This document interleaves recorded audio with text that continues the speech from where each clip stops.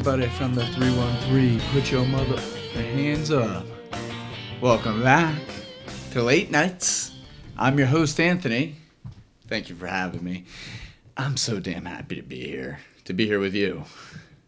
Do you have a strange and maybe even toxic relationship with self-checkout machines? Sort of like my mom. No shade, Ma. But you know who you are. You're yelling, I did scan it. You're slamming on the machine. Meanwhile, some poor 19-year-old employees just staring at you like maybe you're malfunctioning too. Then great. Then this is the episode for you. I actually made it just for you. Because if it's a fight you seek, there is plenty of feud to spare this week. Just for you. What can I say? I aim to please. I'm a people pleaser. It's a blessing and a curse. I hate it. I wish it would stop. In society and life, we tend to focus on what we don't have. We wrestle with who we used to be and pretend to know who we think we're becoming. It's almost unbecoming because we don't know anything. I thought about that a lot this week. Our relationships with ourselves, fickle. But the relationships around us, they can make or break us. Just like that perfect couple that posts together every Sunday until the captions stop. What the fuck just flew out of my mouth? And this week is no different. We're here, I'm here, you're here. Elon Musk and Trump, they just can't help themselves this week. Our favorite power couple no one asked for. America's favorite love-hate power couple, literally. Back in headlines on Thursday, taking shots at each other over Trump's latest big, beautiful bill. Or should I say, big, a beautiful bill. Musk retreated to X while Trump sulked in his big, beautiful, dare I say, office. Mumbling about Elon's disrespect. And it is disrespectful, I agree. I'm disappointed in Elon, he said in an interview.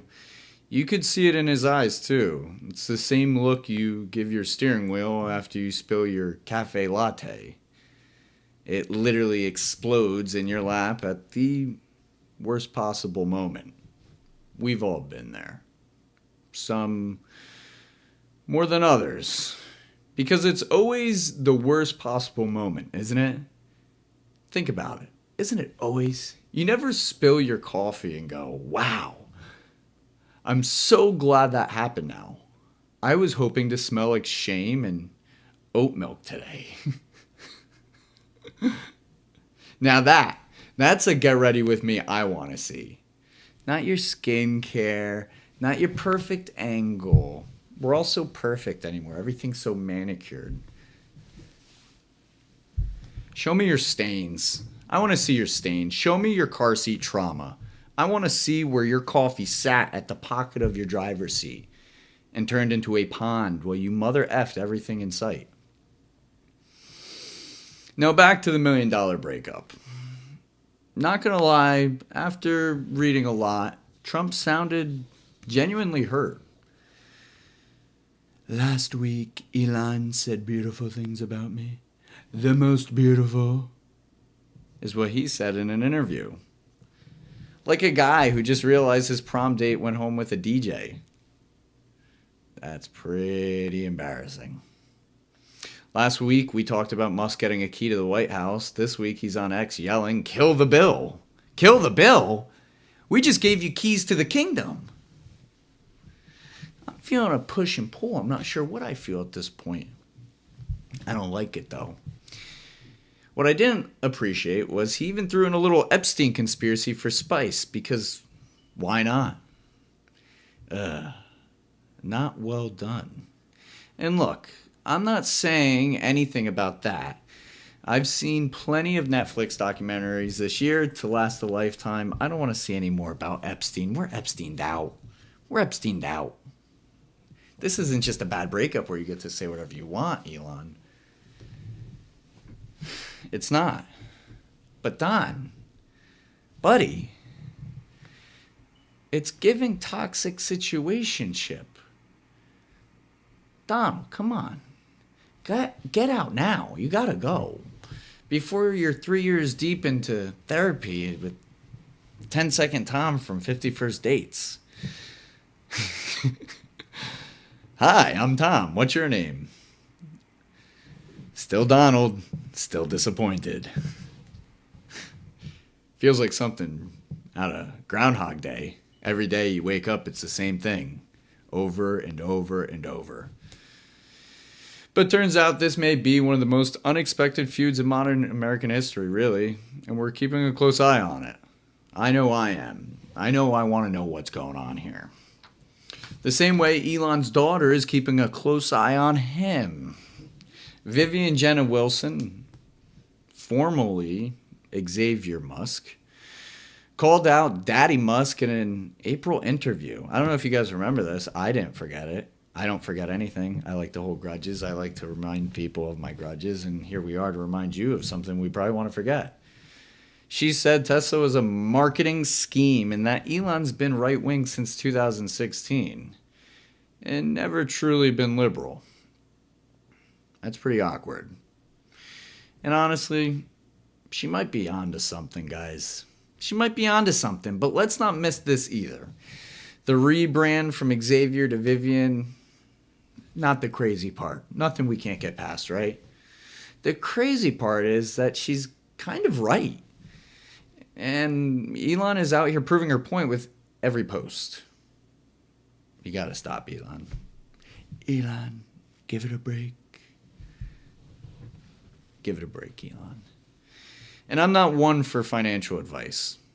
But after Musk's latest space tantrum, Tesla stock has taken a nosedive, basically. And not a good one. Apparently, a couple salty tweets can erase $150 million in valuation. Wow. That's pretty crazy. That's a lot of money. Meanwhile, I'm here wondering if I get into a Twitter fight with my landlord, will he erase my May rent? A man can dream, right? Right? If you're watching, landlord, how you doing? If you got any money left after betting all of it on the Knicks on FanDuel, now might be the time to buy Tesla. Low price. Low price. Low price. High chaos. A lot of chaos. No shortage of chaos. And absolute pure drama. It's a mutiny. It's a mutiny, guys. It's not one that you just want to bat an eye about, you know? It's a big deal.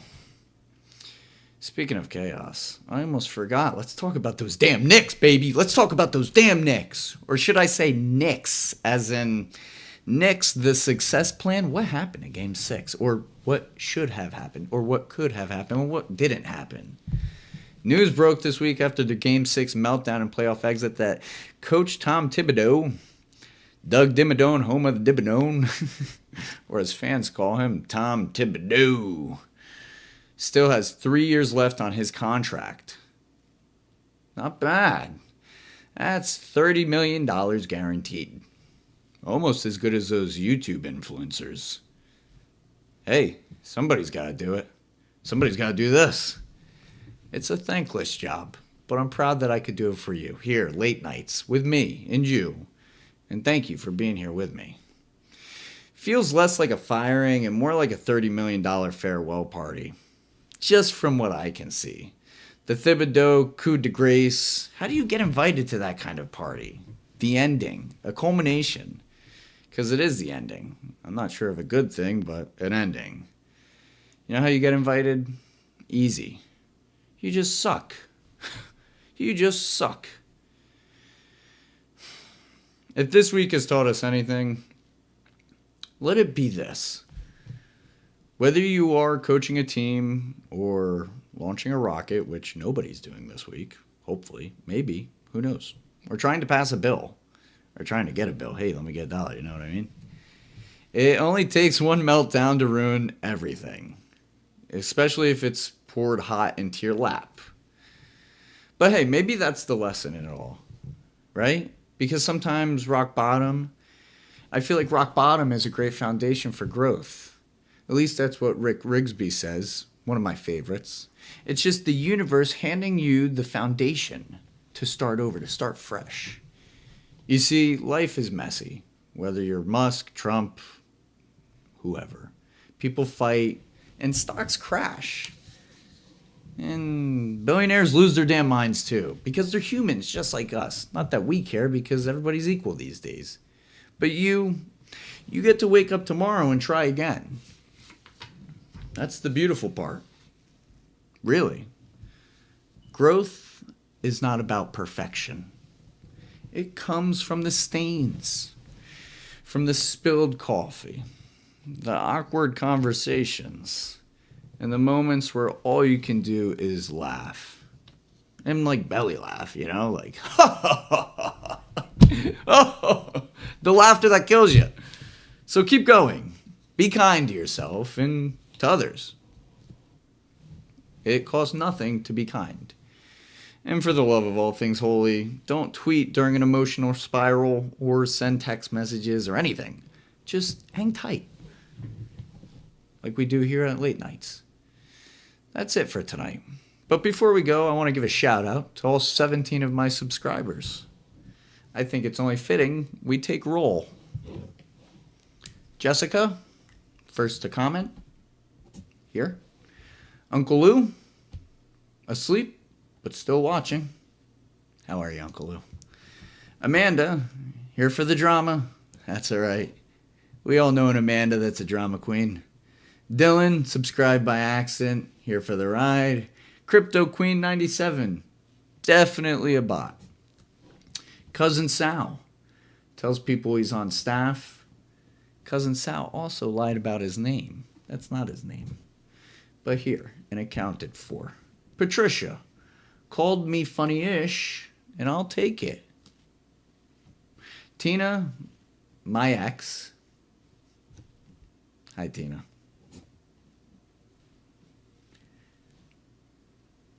Random voiceover in Iceland. I see you. And you. Still here and still curious. You're not just viewers. And thank you for joining me. And thank you for subscribing to Late Nights. I think we're only just getting started. We haven't even scratched the surface. There's so much to be done. There's so much to learn. There's so much to have fun. There's so much that we get to talk about. Doesn't matter what kind of day we're having. Good day, a bad day. You just got home from your corporate job and you want to go to sleep day. We've all been there. I'm your host, Anthony. Thank you for joining me. Till next time. That's a wrap.